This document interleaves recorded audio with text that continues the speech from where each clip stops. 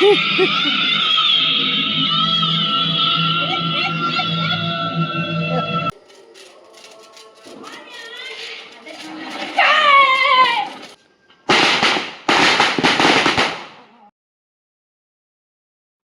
হলো কালী পূজা, সবার বাড়িতে প্রদীপ জ্বালাচ্ছে, কিন্তু আমরা মোমবাতি জ্বালাচ্ছি, কারণ গারো সংক্রান্তি মানে আশ্বিন মাসের শেষ দিন আমাদের কাঁচা মাটির প্রদীপ বানিয়ে সেগুলো বাড়ির চারিদিকে সাজিয়ে দেওয়া হয়। তাই আজ আর প্রদীপ না জ্বালিয়ে সারা বাড়িতে মোম দিয়ে সাজিয়ে এখন চলে এসেছি বাজি পোড়াতে। মারো বাবা মারো।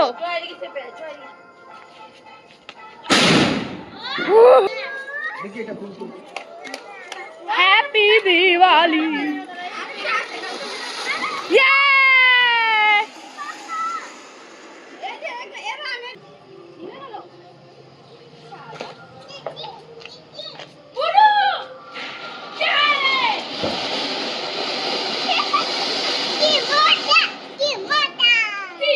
হ্যাপি দিওয়ালি। বুনু বলো হ্যাপি দিওয়ালি। আমি ধরাবো না, তোরা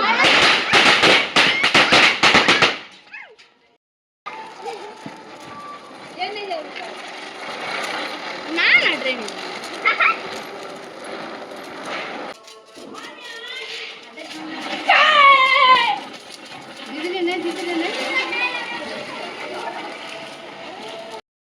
তো বম দাও তো, দাও বুনু বম দাও তো। হবে একটাতে একটা দাও।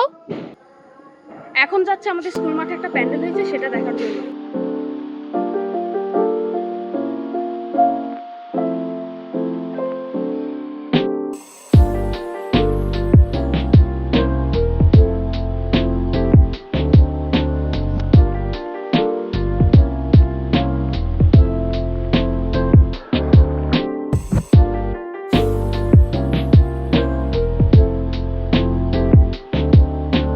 পাশের মধ্যে লঙ্কা বম লাগায় আগুন দিয়ে ফাটাবে।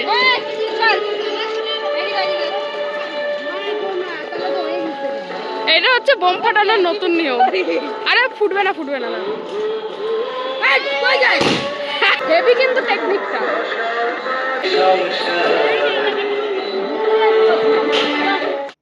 আজকেও সন্ধ্যাবেলা বাজি পুড়িয়ে রাতের দিকে আমি বাবা আর বোন মিলে চলে গিয়েছিলাম ঠাকুর দেখতে। প্রথমে চলে আসি এই স্কুল মাঠের প্যান্ডেলটায়। এই প্যান্ডেলটা তো আমি আগের দিনই দেখে নিয়েছি, কিন্তু ঠাকুরটা দেখা হয়নি, তাই আজকে ঠাকুরটাও দেখে নিলাম। আর এই প্যান্ডেলের থিম ছিল গ্রাম বাংলা।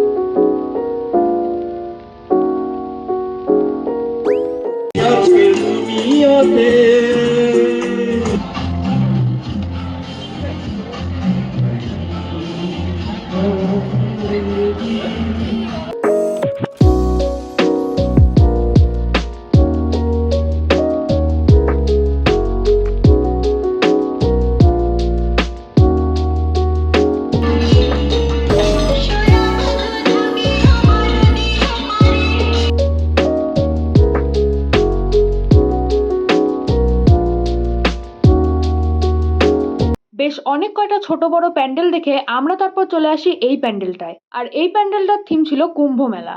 আর এই মূর্তিটা চিনতে পারছো? এটা হচ্ছে সেই ভাইরাল মোনালিসার।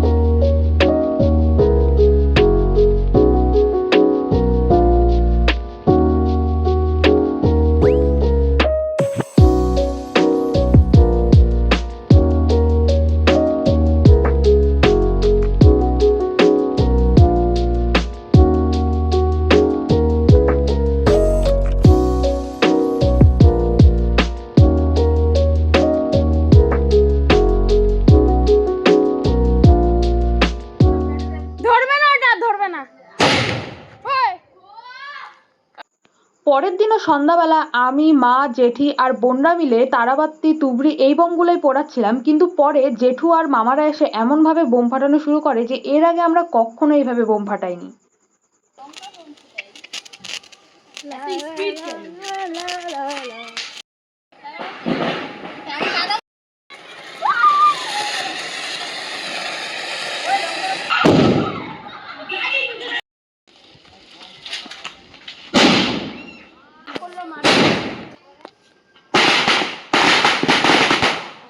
প্রথম দিকে তো জাস্ট বোমগুলো ছুঁড়ে ছুঁড়ে মেরে ফাটাচ্ছিলাম, কিন্তু পরের দিকে যে মাথায় কি ভূত চাপলো, আমরা বালতি, মগ সবকিছুর মধ্যে বোম ঢুকিয়ে তারপর ফাটাচ্ছিলাম।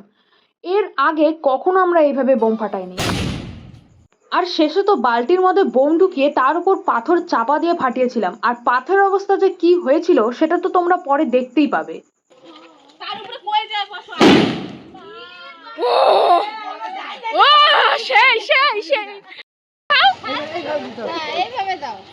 বালতির অবস্থা দেখো কি অবস্থা।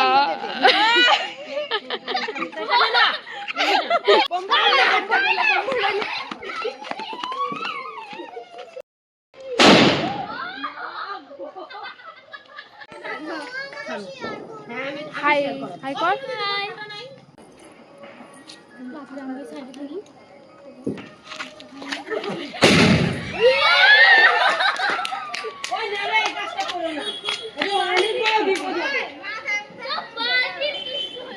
পাথরের কি অবস্থা,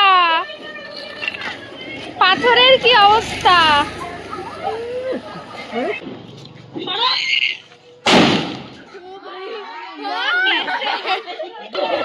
ওই যে মগের একটা পিস এখানে, মগ পুরো ঘুরা ঘুরা হয়ে আছে। ওইটা খাও ভালো না। অনেকক্ষণ বাজি পুড়িয়ে বাজি পোড়ানো দেখে এখন আমরা যাচ্ছি হচ্ছে আমাদের নদীর পাড়ের প্যান্ডেলে, কারণ ওখানে হবে আজকে বেনারসের সেই গঙ্গা আরতি। কিন্তু গিয়ে দেখি এখনো শুরুই হয়নি। 7টার দিকে শুরু হওয়ার কথা ছিল, কিন্তু শুরু হতে হতে 8টা বেজে যায়। আর প্রথম দিকে গিয়ে ভালোই হয়েছে, একটা ভালো জায়গাও পেয়ে গেছি ভালো মতো দেখার জন্য। তবে আমার অবস্থা কিছুটা এই রকম হয়ে গেছিল সামনের দিকে দাঁড়িয়ে।